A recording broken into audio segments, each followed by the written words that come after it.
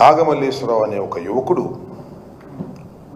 ఎన్నికల తర్వాత పోలీసులు బెదిరింపులకు తట్టుకోలేక ఆత్మహత్య చేసుకున్నటువంటి విషయం చాలామందికి తెలుసని అనుకుంటున్నాను.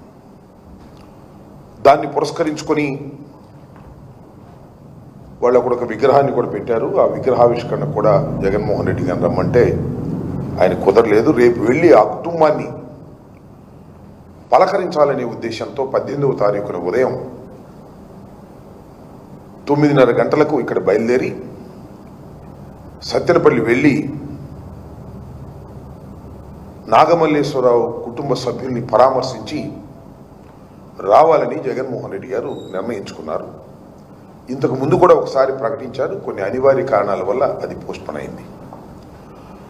18వ తారీఖున వెళుతున్న సందర్భంలో పోలీసు వారు చాలా విచిత్రమైన ఆంక్షలు పెట్టేటటువంటి ప్రయత్నం చేస్తున్నారు. అక్కడ మా నాయకుల్ని పిలిచి అప్లికేషన్లు పెట్టండి, పర్మిషన్లు తీసుకోండి అని ఒత్తిడి చేసేటటువంటి ప్రయత్నం చేస్తున్నారు. ఇది చాలా దురదృష్టకరమైనటువంటి పరిణామం. ప్రజాస్వామ్యంలో ఎప్పుడు లేదు. మేమేమి పబ్లిక్ మీటింగ్కి వెళ్ళటం లేదు, లేదా ఒక ఫంక్షన్కి వెళ్ళటం లేదు. ఒక మనిషి చనిపోతే ఆ కుటుంబ సభ్యుల్ని పలకరించడానికి వెళ్ళినా కూడా ఆంక్షలు పెట్టి ఇబ్బంది పెట్టాలనేటువంటి ప్రయత్నం చంద్రబాబు నాయుడు గారు చేయటం చాలా దురదృష్టకరమని ఈ సందర్భంగా నేను చెప్పదలుచుకున్నాను. అలా జగన్మోహన్ రెడ్డి గారు ఇంట్లోంచి బయటకు వస్తే ఊరుకోమనేటువంటి పద్ధతుల్లో వ్యవహరిస్తున్నారు చంద్రబాబు నాయుడు గారు, లోకేష్ గారు పోలీసు యంత్రాంగాన్ని ఉపయోగించి. మొన్న పొదిలి వ్యవహారంలో కూడా చూసాం. జగన్మోహన్ రెడ్డి గారు పొదిలి పొగాకు రైతులను పరామర్శించడానికి వెళ్ళారు. వెళ్తే ఏంటంటే మీరు చేసే ఎకిలి చేసిన నాకు అర్థం కాలేదు. అమరావతి మహిళలు ఏదో ఎవరో అన్నారని కేసులు పెట్టారు, అది వేరే విషయం. కొమ్మినేని శ్రీనివాస్ గారిని అరెస్ట్ చేశారు, అది వేరే విషయం. అక్కడ మహిళల్ని రెచ్చగొట్టి ఓ 10 మందిని నల్లబెల్లులు పెట్టి క్షమాపణ చెప్పాలి, ఎదురు వస్తారా? ఏమిటి చేస్తారని అడుగుతా ఉన్నా. అదేమంటే వాళ్ళ మా మీద అందరి మీద కేసులు పెట్టారు. కేసులు పెట్టి కోర్టులో ప్రొడ్యూస్ చేసేటువంటి పరిస్థితి చేస్తున్నారు. ఒక రాక్షసత్వంగా మీరు ప్రవర్తిస్తున్నారు. ఇవాళ జగన్మోహన్ రెడ్డి గారు కూడా రెంటపాల గ్రామం వెళ్ళి ఆ కుటుంబాన్ని పరామర్శించాలనుకుంటే ఒక బాధిత కుటుంబం పోలీసుల యొక్క దౌర్జన్యం వలన, పోలీసుల యొక్క హెరాస్మెంట్ వలన ఆత్మహత్య చేసుకున్నటువంటి వ్యక్తి నాగమల్లేశ్వరరావు. ఇవాళ కూడా ఒక ఆయన గుత్తా లక్ష్మణ్ గారు పోలీసు హెరాస్మెంట్ తట్టుకోలేక ఆయన కూడా విషం తాగి వాళ్ళ హాస్పిటల్లో చావు బతుకుల మధ్యలో ఉన్నాడు. ఈ విధంగా పోలీసు యంత్రాంగం మా నాయకుల మీద పడి ఇష్టం వచ్చినట్టుగా ప్రవర్తన చేస్తుంటే వారికి మనోధైర్యాన్ని కల్పించడం కోసం, వారి కుటుంబాలకు మనోధైర్యాన్ని కల్పించడం కోసం జగన్మోహన్ రెడ్డి గారు వెళ్తే మేము సహించమనే పద్ధతుల్లో ఇది చాలా దుర్మార్గమైనటువంటి అంశం. ప్రజాస్వామ్యంలో ఇవి తగదు. అనేక సందర్భాల్లో అనేక చోట్లకు వెళ్తాం, వాళ్ళని పరామర్శిస్తాం. సరే, జగన్మోహన్ రెడ్డి గారు వెళ్తున్నారంటే చాలామంది అనుసరిస్తారు. అది భగవంతుడు ఇచ్చినటువంటి అదృష్టం, రాజశేఖర రెడ్డి గారు ఇచ్చినటువంటి క్రేజ్ ఆయనకి. దాన్ని మీరు ఎలా కంట్రోల్ చేసుకోవాలో ఆలోచించాలి తప్ప ఈ రకమైనటువంటి పిచ్చి చేష్టలు చేయటం చంద్రబాబు నాయుడు గారికి, పోలీస్ యంత్రాంగానికి సరైనటువంటి విధానం కాదని ఈ సందర్భంగా నేను చెప్పదలుచుకున్నాను. ఈ భారతదేశంలో ఎక్కడికైనా వెళ్ళి స్వేచ్ఛ భారత పౌరుడికి ఉంది. దానిలో మాజీ ముఖ్యమంత్రి గారికి ఖచ్చితంగా ఉంటుంది. తమ కార్యకర్త మరణిస్తే ఆ కుటుంబాన్ని ఓదార్చవలసినటువంటి బాధ్యత జగన్మోహన్ రెడ్డి గారికి ఉంది. కాబట్టే 18వ తారీఖున వెళ్ళి వారిని పరామర్శించి పలకరించి రావాలని నిర్ణయించుకున్నారు, వెళ్తున్నారు. దానికి మీరు అడ్డంకులు సృష్టించడం సరైనటువంటి విధానం కాదు. అది అప్రజాస్వామికం, కక్షపూరితం. అది జగన్మోహన్ రెడ్డి గారు బయటకు వస్తే మేము బతకలేమనేటువంటి పరిస్థితులు మీరుంటే నాకు అర్థం కాదు. మీ తెలుగుదేశం పార్టీ బయట రాకుండా లోపల ఎట్టి పెట్టేస్తారు. మన ఇళ్లలోనే మా కార్యకర్తలు ఏమైనా జైల్లో పడేస్తున్నారు. జగన్మోహన్ రెడ్డి గారిని ఇంట్లో బంధించి ఏదో చేయాలని మీరు అనుకుంటున్నారు. ఇది చాలా ప్రమాదకరమైనటువంటి సంకేతాలు ఇస్తుంది.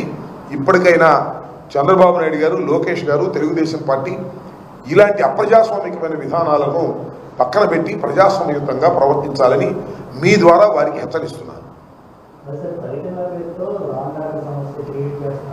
ఎవరు ఎవరు ఎస్ చెప్పండి. మేము ఇంతవరకు వెళ్ళాం, ఇన్ని పర్యటనలకు వెళ్ళాం. ఎక్కడ లా అండ్ ఆర్డర్ సమస్య వచ్చిందండి? ఎక్కడ లా అండ్ ఆర్డర్ సమస్య వచ్చింది? మీరు ఎదురు వచ్చిన తోట వచ్చింది. మీరు ఎదురు రావచ్చా? పొగాకు రైతులను పరామర్శించడానికి వెళ్తే బెలూన్లు పెట్టుకుని ఎదురు వస్తారండి. ఎవరిదండి తప్పు? మాదా? చెప్పమని అడుగుతా ఉన్నా. మేము ఇన్ని చోట్లకు వెళ్ళాం పరామర్శలకి, ఎప్పుడైనా వచ్చిందా? You are creating.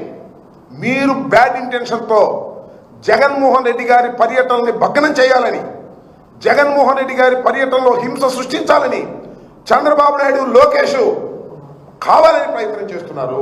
పొదిల్లో ఏం జరిగిందని అడుగుతా ఉన్నా. ఏమంటే పొదిల్లో పొగాకు రైతులను పరామర్శించడానికి వెళ్తే మీరు లేడీస్ని ఉసుకొని పంపుతారండి? జగన్మోహన్ రెడ్డి గారిని క్షమాపణ చెప్పమని కొమ్మినేని గారిని అరెస్ట్ చేసి ఏమిటి అన్యాయం? నాకు అర్థం కాల. మొన్న మిర్చి రైతులను పరామర్శించడానికి వెళ్తే సెక్యూరిటీ లేకుండా తీసేస్తారా? అంటే ఏంటి, ఏం చేస్తున్నారు మీరు? మేము వెళుతున్నది ప్రజల సమస్యల కోసం వెళుతున్నాం. ఆ సమస్యల కోసం వెళుతుంటే మీరేదో భావోద్వేగాలను రెచ్చగొట్టి మా మీదకు ఉసిగొల్పి పోలీస్ యంత్రాంగం మీ దగ్గర ఉందని నేను అడుగుతా ఉన్నా. కొమ్మినేని శ్రీనివాస్ గారిని అరెస్ట్ చేశారు, ఆయన కృష్ణరాజు గారిని అరెస్ట్ చేశారు. చట్ట ప్రకారం మీరు అరెస్ట్ చేశామని అనుకుంటున్నారు. కోడిగుడ్లు ఏంటి, టమాటాలు ఏంటి, మహిళలు ఏంటి, కోర్టుల దగ్గరికి వెళ్ళి, న్యాయస్థానాల దగ్గరికి వెళ్ళి, న్యాయస్థానంలో ప్రొడ్యూస్ చేసి బయటకు వస్తుంటే కోడిగుడ్లు ఇస్తారనుకుంటున్నారా? టమాటాలు ఇస్తారనుకుంటున్నారా? ఇది అనాగరిక చర్య కాదా? ఇది లా అండ్ ఆర్డర్ బ్రేక్ చేయటం కాదా? మాదా తప్పు మీదా? గుర్తుపెట్టుకోమని మనం చేస్తున్నా. మిస్టర్ లోకేష్, మిస్టర్ నారా చంద్రబాబు నాయుడు గారు, మీరు అధికారం ఉందని అతిగా ప్రవర్తిస్తున్నారు. గుర్తుపెట్టుకోండి. మానవుడికి స్వేచ్ఛ ఉంది. ఆ స్వేచ్ఛ ప్రకారం మేము వెళ్తున్నాం. That is our right. మీరు ఇటు పోలీసులను ఉపయోగిస్తారు, ఇటు మీ కార్యకర్తలను రెచ్చగొట్టి మీరు ఆ కార్యకర్తలను ఉపయోగిస్తారు. ఏదైనా జరిగితే కేసులు మా మీద పెడతారు. ఇదేగా జరుగుతుంది. ఇంతకన్నా ఏమైనా తేడా ఉందా చెప్పండి? రాష్ట్ర ప్రజానీకాన్ని అడుగుతా ఉన్నా నేను. ఇంతకన్నా ఏమైనా తేడా ఉందా? ఓ పక్కన కేసులు పెడతారు, మరో పక్కన జనాన్ని రెచ్చగొడతారు, కోడిగుడ్లు లేపిస్తారు, టమాటాలు లేపిస్తారు, ఏదనంటే కేసులు మా మీద పెడతారు. ఎన్నాళ్ళు సాగుద్దే ఇది? చూద్దాం అది కూడా ఎన్నాళ్ళు సాగుతుందో ఈ ప్రజాస్వామ్య దేశంలో. గుర్తుపెట్టుకుని మనం చేస్తున్నా లా అండ్ ఆర్డర్ని బ్రేక్ చేయాలనేటువంటి ఉద్దేశం కానీ, హింసను ప్రేరేపించాలనే ఉద్దేశం కానీ మాకెందుకు కూడదండి. మేము ఓడిపోయాం. ప్రజాస్వామ్యయుతంగా ప్రజా పోరాటాల ద్వారా ముందుకు వెళ్ళాలని అనుకునేటువంటి వ్యక్తులు ఈ రాష్ట్రంలో అనేకమైనటువంటి వాగ్దాన భంగాలు జరుగుతూ ఉన్నాయి. వాటిని అన్నింటినీ ప్రజల్లోకి తీసుకువెళ్తున్నాం, అంతే, సింపుల్. దానికి కడుపు మండి మీరేం చేయలేక జగన్మోహన్ రెడ్డి గారు బయటకు వస్తే జనం వస్తున్నారు, జనం వస్తే మన కాన్ఫిడెన్స్ తప్పిపోద్ది, జగన్మోహన్ రెడ్డి గారు పెరిగిపోతున్నాడని భయాందోళన తప్ప ఏమైనా ఉన్నాయి? ఎన్నాళ్ళు అనుస్తారండి మీరు? నాకు అర్థం కాలేదు. జగన్మోహన్ రెడ్డి గారికి విపరీతమైన ప్రజాదరణ రోజు రోజుకి పెరుగుతుంది. అది చూసి మీరు భయపడుతున్నారు. అది చూసి దాన్ని నొక్కేయాలనుకుంటున్నారు. ఏమన్నా నొక్కుతారా? నాకు అర్థం కాల.